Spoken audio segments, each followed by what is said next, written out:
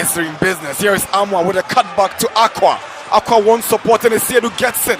Turns around, looks for support in Amo. He comes forward, goes past Esiedu. That's a brilliant goal. Kotoko opened the scoring.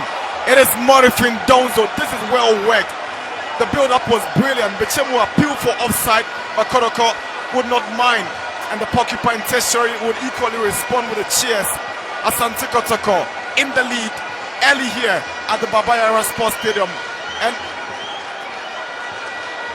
that's the reward for Morifing Donzo. He never gave up. He kept pushing to find himself at the right place at the right time. That was brilliant play there from Seth Kwajo. Picking it up, finding Lord Amwa. Very impressive run there from the right back. Shrugged off that pressure from Aban. Peter Amidu couldn't sort his feet out, and Patrick Esiedu brilliantly finding Amo. And the questions, why are they complaining? It's a clean goal. Brilliant positioning there from Morifing Donzo. A fox in the box, what Kotoko have been looking forward to. He manages to pick up that beautiful pass. Look at that dribble, Philip Amo. And it was easy with that ball laid on a plate for Donzo to find the opening.